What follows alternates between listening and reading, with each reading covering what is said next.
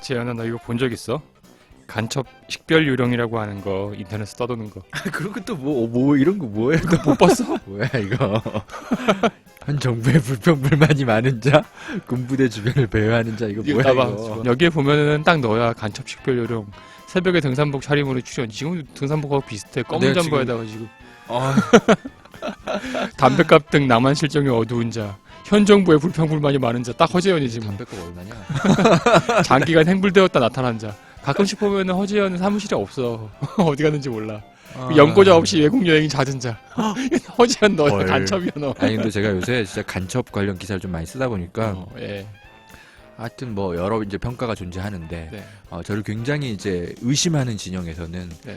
참 여전히 참 종북 기자답게 열심히 정말 취재하시는구나 이런 얘기들 하시다 성향이 보니까 의심스럽다 이거지. 예, 자꾸 그런 얘기를 듣다 보니까 내가 정말 종북인가? 막 이런 생각도 요즘 가끔씩 한다니까요. 난 종북 이러던만 상관없다 생각을 하는데 저보다 종북하면 어때? 여기 종북 기자가 따로 아니, 있었구만. 남한에서는 종북하고 북한에서는 종남해야 요새 통합진보다 기사 열심히 쓰시던데. 서로 종남도 하고 종북도 해야 서로 뭐 오가기도 하고 네. 교류도 이루어지고 서로에 대해서 알려고 노력도 하고 그렇게 되는 거겠죠. 근데 종북을 할 수 있다라고 하는 맞아요. 거는 북한에서 뭐 하나라도 좀 추종을 할 수 있을 만한 좋은 게 있으면 사실 종북을 하겠는데 북한의 뭐 정치 상황이라든지 그러니까 이런 게 복지 제도라든지 이렇게 제대로 되지 않고 있다 보니까 하나도 담고 싶은 게 없어. 종북을 하고 싶은 건 네. 사실 별로 없어.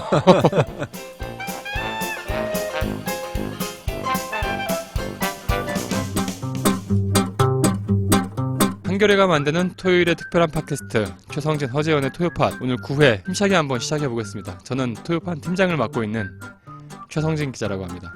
네. 팀장 옆에서 늘 방긋방긋한 미소로 팀장을 즐겁게 해드리고 노력하는 허재영 기자입니다. 어쨌든 별로 우리가 표정이 안 좋으시네요. 네. 2주 만에 다시 이렇게 또 마주 앉게 됐는데 네. 저희가 그때 지난주 방송인데 왜 없었죠? 지난주에 이번 한겨레 토요판이 간첩 조작 특별판 형식으로 만들다 보니까 네. 굉장히 바빴죠. 다들. 네. 이번 주 지금 토요판 지금 신문 펼쳐보신 분들은 정말 깜짝 놀라시지 않았을까 이런 생각이 드는데 예. 물론 이제 토요팟은 계속 그래도 정해진 시간에 녹음을 하는 게 청취자분들에 대한 예의인데 네네. 우리가 잘못했죠. 뭐. 죄송합니다. 항의가 없었어 근데.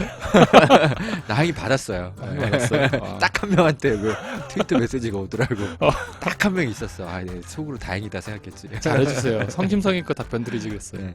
둘이서 오늘 오손도손 사이좋게 주거니 받거니 할 주제를 오늘은 네. 허재현 기자가 직접 소개를 좀 해주시죠. 네. 이번에 제가 아주 굉장히 유명한 그 스타 간첩을 한 분 만나고 와서 기사를 썼죠. 그분한테는 정말 스타라는 수식어를 붙여도 전혀 어색하지 않은 분이에요.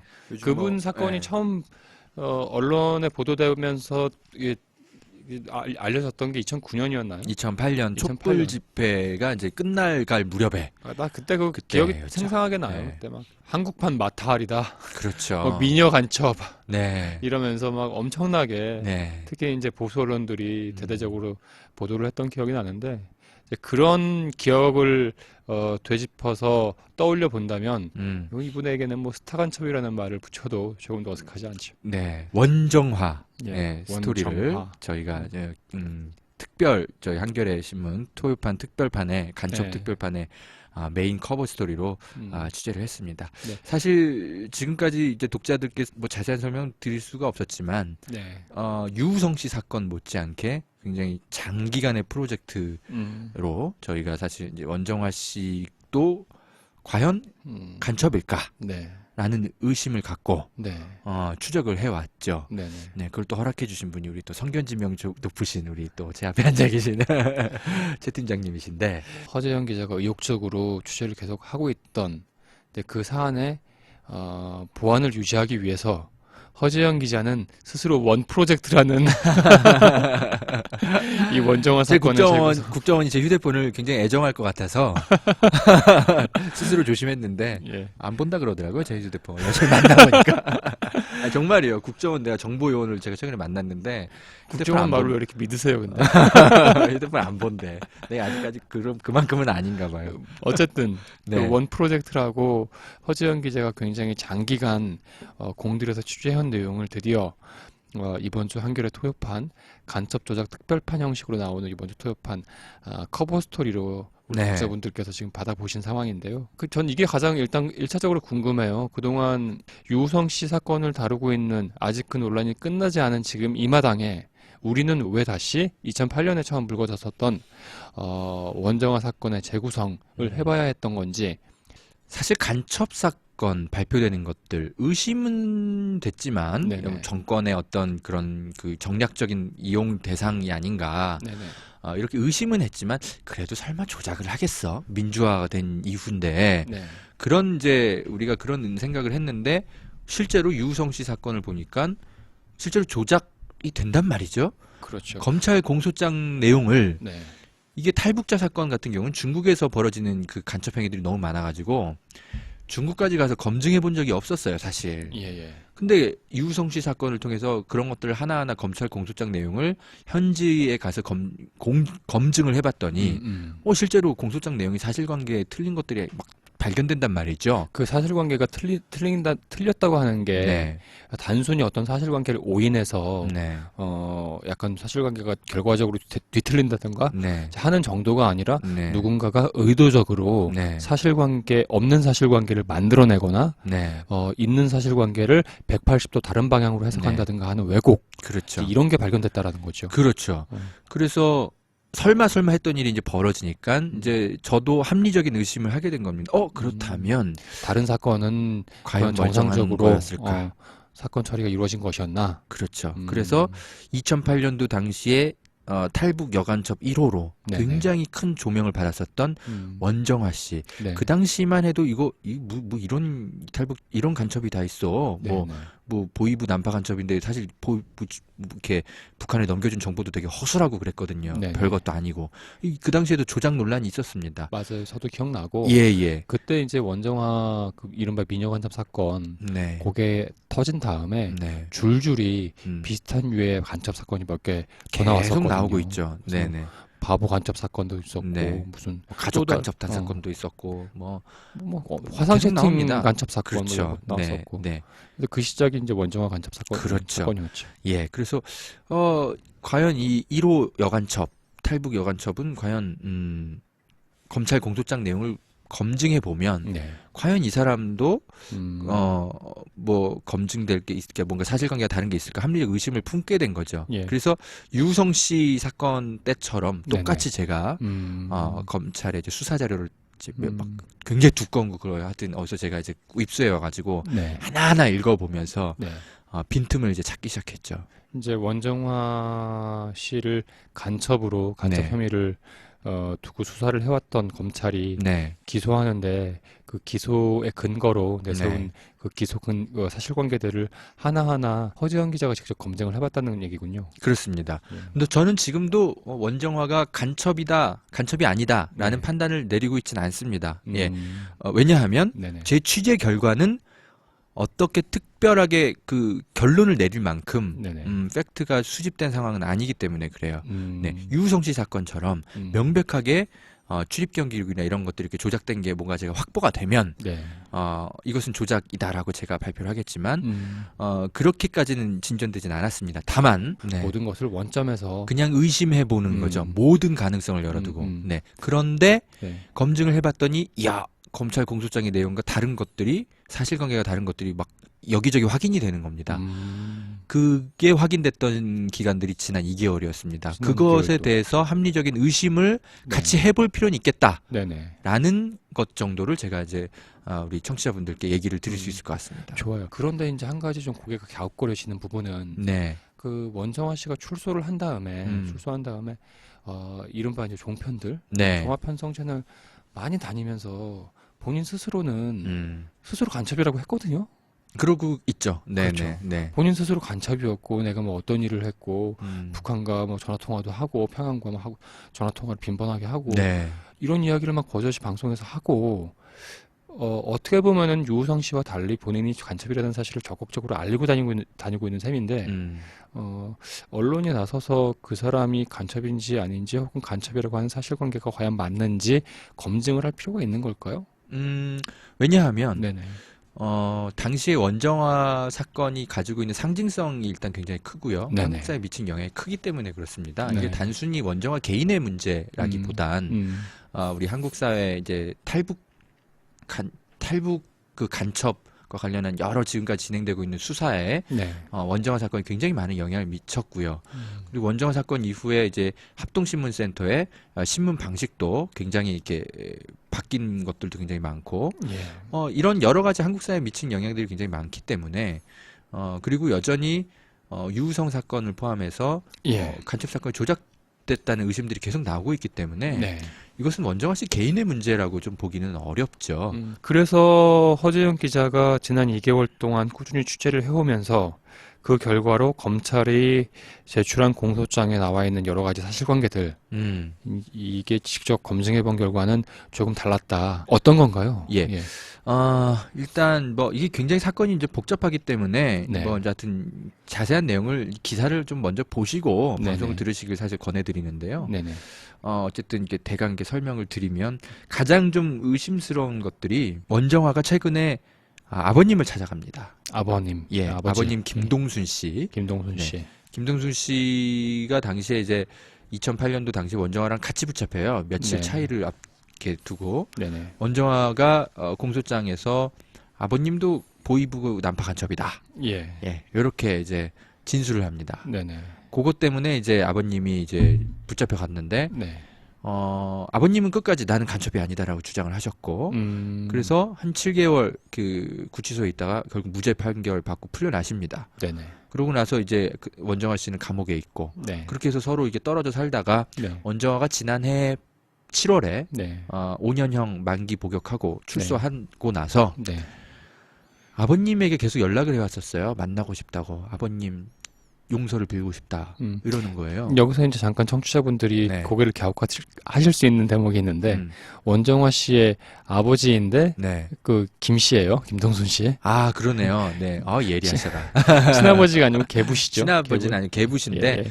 원정화 씨가 4살 때부터인가 키웠어요. 네. 네, 북한에서. 그러니까 그냥 계부는 계부인데 친아버지죠, 사실상. 네. 뭐 하여튼 그래서 자기는 있는 그대로 진술을 했다면 네. 아버님께 죄송할 게 없는데 네. 아버님 간첩이신 거 맞잖아요. 빨리 고백하세요. 뭐 이런 문자를 보내야 되는데 그게 아니고 네. 아버님 정말 제가 죄를 저질렀습니다. 죄송합니다. 이러면서 계속 문자를 보내시는 거죠. 이상하잖아요. 그런데 결국 아버님은 이제 원정화 씨를 이제 딸이지만 너무 속상하고 힘들어서 안 보려다가 결국 한 2-3달 전에 아주 재회를 합니다. 극적으로. 그 자리에서 이제 원정화 씨가 놀라운 얘기를 합니다. 예. 사실 아버님이 이제 막 추궁을 하는 거죠. 예. 너가 무슨 보이부 간첩이냐. 네. 내가 너를 4살 때부터 키웠는데 도대체 언제 네가 14살 땐가 그때 뭐 하여튼 보이부에서 갑자기 사로청에 선발돼가지고 거기 가서 뭐 난파 무슨 교육을 받고 그랬다는 거냐. 네가 무슨 금성정치대학을 갔냐. 너는 고등학교도 제대로 졸업 안 하고 가출하고 그러지 않았냐. 예, 예. 아버님이 막 계속 이제 속사포처럼 이제 쏟아내는 거죠. 원정화를. 원정화가 어떤 식으로 대답을 해야 되는데 원정화 씨의 대답이 이런 겁니다. 예. 아버님 죄송해요. 저 보이부의 보자도 모릅니다. 나는 이런 얘기를 보이부의 하는 보자도 거죠. 모른다. 네. 예. 이런 게 이제 신문 그 제목거리죠. 그렇죠. 아버님 사실 저 뭐 황장엽의 암살 지시 받은 적도 없어요. 이런 얘기를 이제 아버지 앞에서 털어놓는 거죠.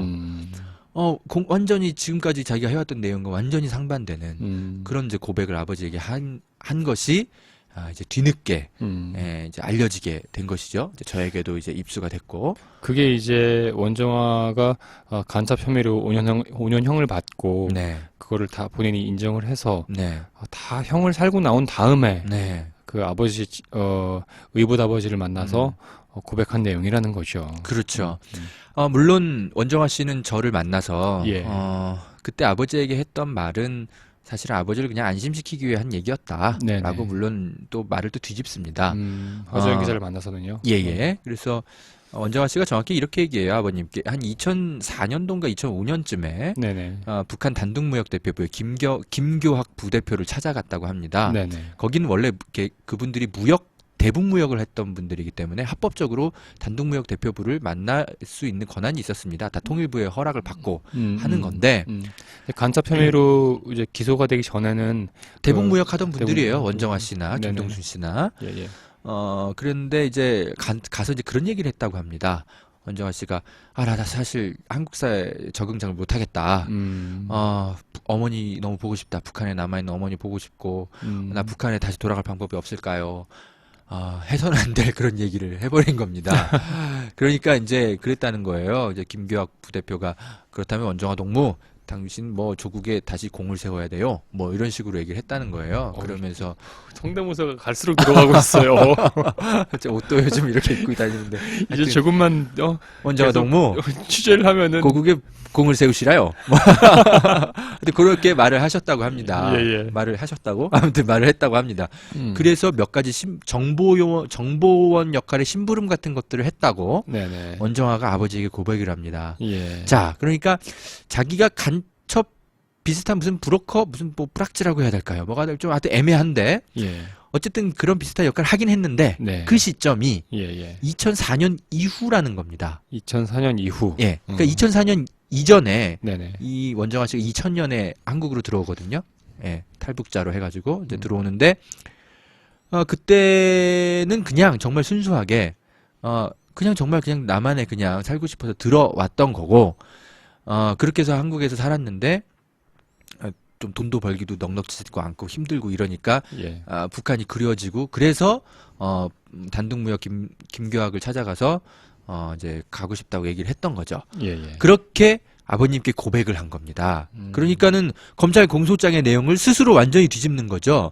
예, 어렸을 때부터 한 14살 때부터인가 하여튼 선발이 돼가지고 난파 교육을 받아가지고 치밀하게 준비돼가지고 한국에 이제 들어온 것처럼 그렇게 검찰 공소장에도 쓰여 있고 우린 다 그렇게 알고 있었는데. 그러면은 일단 그 부분을 좀 정리를 해주는 게 좋을 것 같습니다. 네.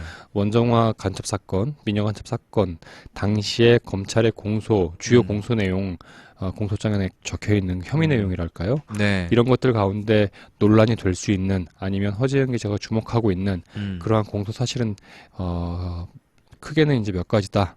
뭐 어떠한 것들이다. 그렇게 좀 소개를 하고 넘어가는 게 그럴까요? 좋을까요? 네네. 예. 그러니까 이제 일단 이분이 1998년에 예, 예. 북한 보위부 공작원으로 선발된다고 합니다. 1998년. 예. 그러고 나서 2001년에 네. 보위부가 이제 지령을 내려서 네. 원래는 이제 중국에서만 있었는데 네. 너 남한으로 좀 가. 그렇게 해가지고 2001년에 들어왔다는 겁니다. 남한에. 예. 그러고 예. 나서 이제 여러 미인계나 이런 걸 활용해가지고 군부대 예. 이제 그 장교들이나 뭐 대위나 뭐 이런 사람들과 이제 친해져가지고 군부대 정보를 알아와라. 예. 이렇게 해가지고 군부대 정보를 북한에 넘기고 네. 황장엽의 암살 지시를 받고 황장엽 암살 지시. 그렇죠. 뭐 하여튼 그런 거라든지 예. 그리고 또 뭐 2007년 이후에 뭐 일본에 건너가서 예. 뭐 북한의 고급 정보를 갖고 도망간 어떤 여자를 찾아라 이래가지고 또 일본에 또 파견하고 네. 뭐 하여튼 그런 것들이 이제 주요 혐의였습니다. 뭐 사실 원정화 사건이 처음 불거졌을 때 이 네. 혐의 내용만 가지고는 정말 요즘 네. 유행하는 표현으로 무슨 영화죠, 어마무시했어요. 완전. 게다가 미녀이고 예. 미인계를 뭐, 활용해서 보유부 간첩으로 선발돼서 난파 명령을 받고 그때 황장엽이라고 하면 탈북자 가운데 거의 상징적인 존재인데 그렇죠. 물론 이제 지금은 이제 돌아가셨지만 네. 황장엽 암살을 지시하고 일본에 가서 탈북한 누구를 쫓아라. 네. 뭐 거의 뭐 블록버스터급 그렇죠. 거의 영화의 제2의 소재로도 김연이었죠. 손색이 없는 엄청난 네. 내용들이었는데 네. 이제 이런 것들이 검찰이 주장한 이 사람이 간첩이라고 하는 주장의 주요 내용들이었죠. 예. 절반의 공소 사실이 확 날아가 버리는 겁니다. 예. 네, 아버님께 나 사실은 난파 간첩은 아니었다. 예, 그냥 그리고- 북한에 돌아가려고 했는데 네. 그거 상담하러 갔더니 이런 일을 시키더라 이러는 거죠. 보유부의 보자도 모른다. 그렇죠. 라고 했으니까 보유부에서 선발된 간첩이라는 보위부 요원도 것과 아니고 그러니까 뭐 일종의 그냥 정보 프락지 요원 정도라고 할까요? 뭐 심부름꾼이라고 할까요? 뭐 하여튼 어떤 적당한 용어가 좀 없는데 만약에 보유부와 관련이 있다 혹은 뭐 북한과 관련이 있다라고 하더라도 네. 굉장히 어떤 뭐 고도로 훈련된 정예 네. 요원 이런 건 아니고 아주 이제 낮은 단계의 그렇죠. 뭐 그렇죠. 정보를 이제 건네준 거죠. 이게 사실 이게 내용이었다. 또 설득력이 또 있어지는 게 예. 당시에 검찰의 발표만으로도 원정화가 북한에 넘겨줬다는 군인들의 인적 사항이 네. 명함 한 70장 정도밖에 없어요. 음. 그리고 거의 8년 동안 남한에서 간첩 행위를 했는데 파악해서 넘긴 탈북자 정보가 하나원 동기 6명밖에 없어요. 예. 하나원 동기 6명의 탈북자 네. 정보. 그렇죠. 이게 8년 동안 이렇게 예. 이게 정말 이렇게 훈련된 네. 난파 간첩이 한 게 겨우 이거밖에 없고, 그리고 국정원 위치 정도 건네줬다는데 국정원 위치 뭐 다 알지 않습니까? 뭐 내곡동에 있는 거 누가 몰라요. 그래서 지금 말씀하시면 안 돼요. 아니 검색하면 이 정도는 다 나오는데 뭐. 그래서 너무 보잘것 없는 거죠. 그래서 예. 그 당시에도 이게 어떻게 무슨 정보 이게 무슨 간첩이냐. 당시에도 예. 그런 논란이 있었거든요. 그런데 여기서 네. 이제 중요한 부분인 것 같은데 네. 어쨌든 검찰이 주장한 이 어마무시한 네. 이 간첩 혐의는 사후에 이제 사건 이후에 원정화의 증언 등을 토대로 살펴본다면 좀 과장된 것일 가능성이 좀 높아 보여요. 그렇죠? 네. 보위부의 보좌도 모른다고 뭐 본인 스스로 얘기했다고도 네, 네. 하고. 다만 그런데 지금 이제 명함 70장을 건네고 북한 쪽에요. 그리고 또 하나원 탈북자 6명의 정보를 또 넘기고 네. 하는 부분은 분명히 의심받을 행동이긴 해요. 그렇죠? 그렇죠. 근데 뭔가 사안이 좀 이상하죠. 경미하다는 거지. 네네. 예, 예. 그래서 어쨌든 아버님께 나 사실 2004년 이후에 이런 이유로 해서 이런 거 한 거다라는 걸 이제 들으니까 예. 왜 이렇게 허접한 정보들밖에 수집이 안 됐는가. 네. 그때서야 좀 이해가 네. 사실 이게 더 논리적으로 좀 맞아 떨어지는 거죠. 네네. 예, 예. 그러면은 그 네네. 검찰이 제기한 뭐 네. 보위부의 1998년 보위부를 통해서 간첩으로 선발됐다. 또 2002년 뭐 난파 명령을 지령을 받고 뭐 남한으로 넘어왔다. 네. 라고 하는 검찰의 주장을 뒷받침할 만한 어떤 물적 증거들 하나도 없죠. 그런 것들은 없어요. 원정화의 진술밖에 없죠. 오로지 그냥 원정화의 진술. 그렇죠. 따라서 원정화의 진술이 번복이 된다라고 한다면은 네. 공소사실 자체도 무너지는 거네요. 뭐 그 당시에 그랬다면 그랬을 네. 수 있죠. 네. 네. 그러나 이제 본인이 그 당시엔 다 인정을 해버렸기 때문에 네, 공소 그렇죠. 사실은 전혀 네, 흔들리지 맞습니다. 않고 재판이 끝났는데, 자, 근데 저 역시도 원정의 말만 듣고 공소 사실이 흔들린다 이렇게 주장할 수는 없는 거죠. 예. 저도 이제 또 다른 이제 원정화 씨 외에 네. 다른 사람들의 참고인들의 여러 진술들을 이제 검증하러 다녔습니다. 과연 네. 원정화의 말이 원정화의 그 공소장이 맞는지 첫 번째 이걸 이제 하나하나 확인한 것들을 제가 이제 설명을 좀 드리겠는데,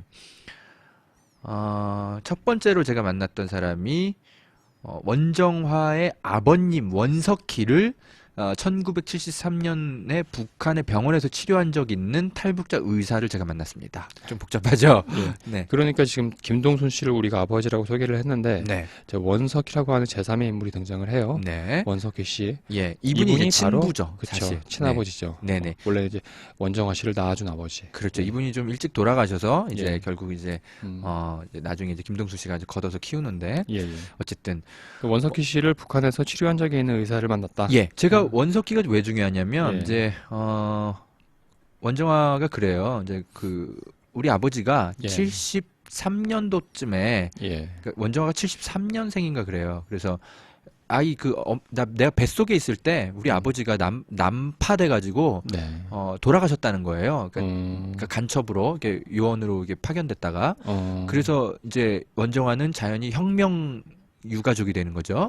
예, 북한 내에서 신분 배경이 굉장히 좋아지는 겁니다. 그렇겠네요. 그래서 네네. 그래서 얘가 이제 원정화 씨가 금성정치대학 뭐 이런 데 막 갑자기 막 선발되고 사로청에 선발되고 이런 어떤 배경이 되는 겁니다. 네네. 학업 성적이 그렇게 뛰어나지 않았음에도 불구하고.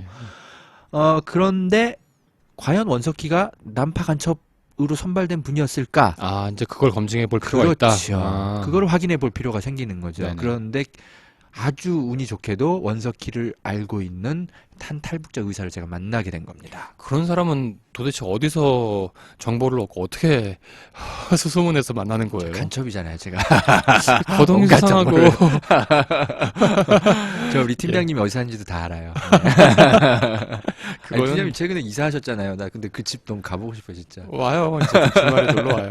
알겠습니다. 그거 초대만 이따가 해주시면. 나중에 그 클로징 할 때 뭐 할 좀 더 얘기 있으시죠, 예, 그죠? 얘기하고. 아무튼 예. 그래서 가서 만났습니다. 만났는데 이분이 이러는 거예요. 원석희라는 사람은 내가 73년도에 병원에서 한번 치료한 적이 있다. 네네. 어떤 사람이었냐? 품행이 바르지 못해서 좋은 직장을 갖지 못하고 광산에서 일하는 노동자였다. 광산에서 일하는 노동자? 네. 간첩이 아니라? 간첩으로 물론 선발될 수는 있는데 네. 선발되려면 좀 여러 가지 그 배경이 좋아야 되거든요. 그냥 뭐 아무나 선발하진 않죠, 북한도. 그렇겠죠. 네. 일단 충성도도 그런 게 검증이 되고, 된. 그렇죠. 일단 뭐 머리도 좀 명민해야 되고. 그렇겠죠. 네, 그렇죠. 그런데 73년 당시에 이분이 협심증 증세가 있었대요. 예. 그래서 굉장히 괴로워해서 이제 병원에 찾아오면 맨날 몰핀 주사를 놔줬다고 합니다. 그러니까 마약 중독이 돼버린 거죠. 네. 그래서 그런 상황이었기 때문에 북한도 제정신이 아니라면 이런 사람을 굉장히 중대한 임무를 띈 난파 간첩으로 선발할 수가 없는 것이죠. 네. 그래서 제가 이제 이 탈북 의사한테 이제 원석희가 73년도에 난파 간첩 요원으로 선발됐다는데 그 전하니까 너무 황당해하는 겁니다. 그럴 수가 없다. 예, 너무 황당하다는 거죠. 그래서 과연 이 원정화 씨의 이 진술이 과연 사실인가? 여기서 뭔가 또 하나 좀 이상한 점이 생기는 것이죠. 그것도 물론 그 원석희 씨를 치료하는 의사 출신 탈북자의 이야기도 네.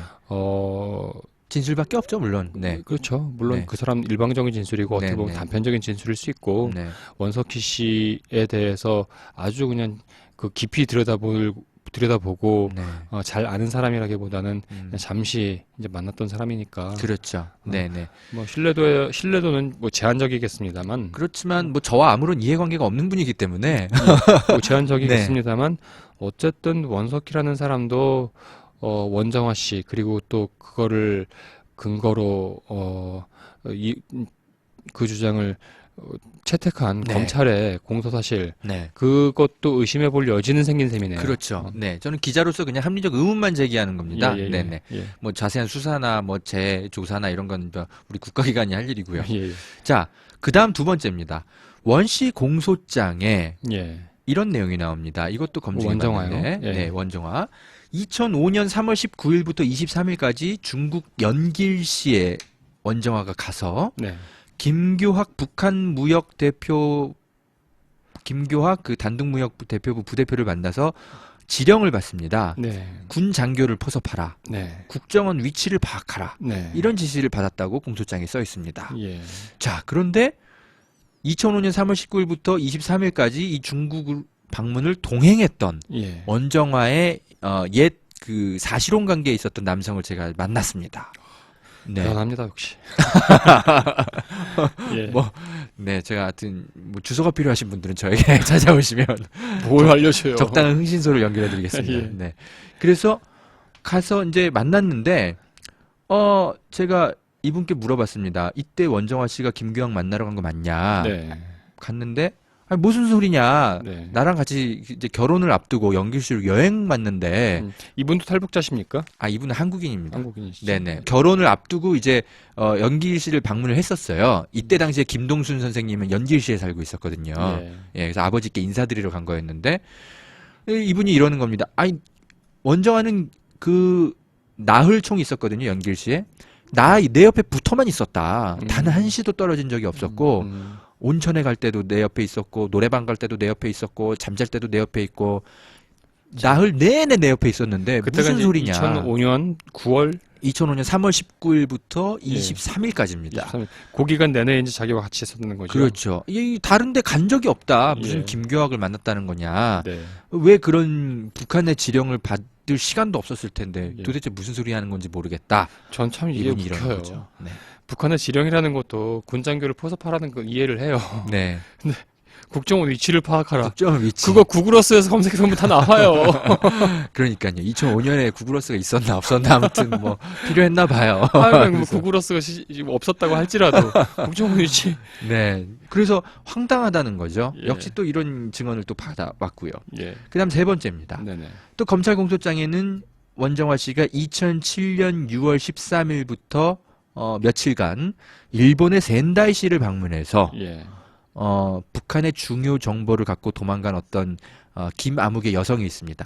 얘를 찾아갖고 와라.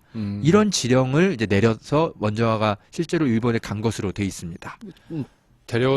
데려오라는 거였어요? 그러니까 뭐 소재지를 파악해 오라는 그런 정도였겠죠? 정확한 무슨 지령을 내렸는지는 제가 좀 기억이 안 나는데 아무튼 뭐 정보를 파악해 오라. 뭐 이렇게 합니다. 그런데 이때도 마침 원정화 씨가 또 혼자 가지 않고 또 동행한 사람이 있었습니다. 탈북자 여성 친구였는데요. 네네. 그분을 또 제가 또 찾아가서 만나고 왔습니다. 네. 그분 얘기가 그래요. 아, 뭔 소리냐. 다 가면은 뭔 소리냐 이런 예. 얘기를. 아니, 원정화는 그때 집에만 있었다. 돌아다닌 적이 없는데 누구를 찾아다녔다는 것이냐.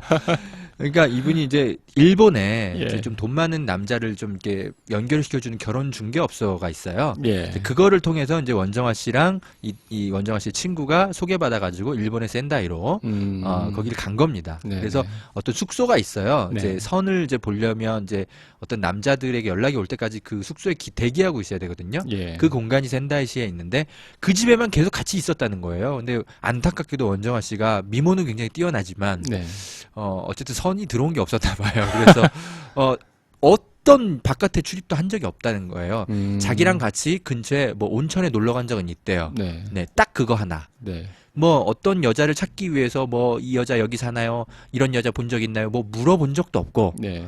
그냥 집에만 있었다는 겁니다. 제가 핀잔을 들 각오를 하고 약간 좀 네. 뻘소리 비슷한 걸 한마디 하자면 네. 아, 기대되네요. 그러면 원정화 씨가 간첩은 맞는데 네. 그런 지령을 받은 것도 맞는데 네. 가서 그냥 좀 게을러서 계속 호텔에만 있거나 남자친구랑만 있거나 네. 그리고 나서 임무 실패했다 뭐 이런 식으로 보고서를 쓴 건 아닐까. 아, 이것도 새로운 기사가 될 수 있을 것 같은데. 그것도 한번 제가 추적해 보겠습니다. 예. 그건 제가 그 북한의 노동신문에 기고해야 될 기사가 되지 않을까 싶은데요. 근데 그거는 이제 굉장히 예외적인 경우에 경우는 이제 가정을 한 것이고 그렇죠. 만약에 이제 지령을 받았으면은 그렇게는 네. 안 했겠죠. 그렇죠. 예. 결정적으로 그리고 예. 원정화 씨가 일본어를 전혀 할 줄 모릅니다. 네. 아니 상식적으로 근데 생각을 해보세요. 일본에 가서 네. 이게 뭐 누구 스파이를 하나 잡아내야 되는데 그걸 네. 막 물어보고 다녀야 돼요. 근데 일본어를 하나도 뭐 하지메 마시떼, 뭐 오하요 이런 건 말도조차도 모른다고 합니다. 원정화 씨는. 참 그것도 희한하네요. 보통의 이제 간첩들은 스파이들 영화에서 나오는 네. 스파이들은 무술은 물론이고 네. 뭐 독일, 유럽, 네덜란드 또 아시아 방콕으로 다니면서 현지어 다 하는데. 그러니까 말이죠. 이 북한 보위부도 사실 바보 같은 집단이 아닐 거거든요. 거기도. 그렇죠. 한 나름대로 나라의 어떤 정보기관인데 그래도. 훈련된 뭐 정예 요원들이 많이 있겠죠. 그렇죠. 그런데 일본어를 하나도 모르는 사람을 그냥 띡 보낸다? 네. 상식적으로 이해가 안 되고. 네. 그리고 실제로 원정화 씨와 함께 거기 갔던 동료는 네. 원정화가 아무것도 하지 않았다. 네네. 라고 증언을 하고 있고요. 참 희한한데. 이상하죠. 예. 지금 허재영 기자가 주요 혐의 내용 가운데 다시 한번 검증을 해봐야 될 것들 혹은 네. 검증해본 것들 네. 또 검증해본 결과 영 검찰 주장과는 좀 이 맥락이 맞지 네. 않는 닿지 네. 않는 좀 이상한 그렇죠. 사실관계들을 쭉 파악을 해 오셨는데 네네. 자 결론은 뭡니까 그래서 검찰 공소장의 내용, 과연 누군가의 진술만 가지고 네. 나 간첩이에요 라고 고백한 것만 갖고 이 사람을 간첩으로 처벌한 것, 네. 과연 합리적이었나? 검찰 수사가 과연 증거 우선주의의 원칙을 지켰는가? 네네. 진술 우선주의인지 증거 우선주의인지 예. 스스로 간첩이라고 인정해 버리니까 네. 이것이 뭐 허위 자백인지 뭔지 이런 거에 대한 관심은 없고 네.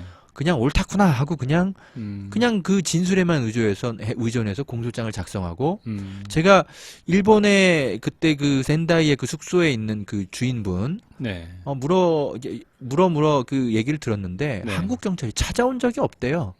네, 와서 물어본 적이 없답니다. 원정화가 그런 뭐하고 최소한의 다녔는지. 사실 확인 노력, 네. 검증 노력 네. 조차 안 했다는 거죠. 과연 그렇죠. 네. 네. 너무나 수사가 검찰 공소장의 내용이 사실관계에 안 맞는 게 너무 많이 드러나는 거죠. 네. 검찰이 확인한 게 없는 거예요. 네. 그게 제 결론입니다. 좋습니다. 어찌 됐든 그 원정화 씨는 이유는 모르겠으나 원정화는 네. 계속 종합편성 채널 등에 출연을 하면서 예. 본인이 간첩이었다는 사실을 말을 하고 지금도 여전히 얘기를 하고 다니는데 그 이야기는 과연 어디까지 믿어야 될 것인지 그리고 또 검찰이 주장한 어쨌든 뭐 유죄를 인정받았죠. 법원에 네. 가서 검찰은 검찰이 주장한 그 공소장 내용은 어디까지 믿어야 될 것인지 네. 우리가 그런 의심을 왜 하냐면은 지금 허재영 기자가 쭉 취재를 해본 결과 검찰이 주장한 사실관계와 실제로 확인한 사실관계는 너무도 다른 부분이 많고, 네. 그리고 또 원정화는 그렇게 미디어라든지 검찰에 가서 보여주기 위해서, 들려주기 위해서 말을 하는 게 아니라 정말로 혈육과도 같은 아버지 앞에서는 이제 그런 방송에서 네. 했던 얘기들하고 좀 다른 다른 이야기를 얘기를 했던 한단 거죠. 말이죠. 그런 걸 볼 때 과연 이 사건 이렇게 그냥 원정화도 역시 간첩 가운데 한 명으로 인정을 하고 그냥 넘어가도 되는 건지, 저 허재현 기자의 기사 그리고 또 이번 토요파 들으면서 많은 청취자분들께서도 그 물음표 하나 정도씩은 던져볼 필요가 있겠다 싶은 생각은 들어요. 가장 좋게는 유우성 씨 사건처럼 다른 언론들도 달라붙어서 네. 한번 제대로 한번 이것도 검증해 보면 어떨까? 저 혼자만은 이런 역부족이기 때문에 그렇게 해서 검찰의 진상조사가 유우성 씨 사건처럼 다시 한번 이루어지면 어떨까? 이런 합리적인 의문이 드는 그런 취재였죠. 네. 그 앞서서 우리가 오프닝 때 허지영 기자를 소재로 간첩 식별 요령 이야기하면서 막 까불고 놀았는데 나 근데 정말 간첩 아니라니까.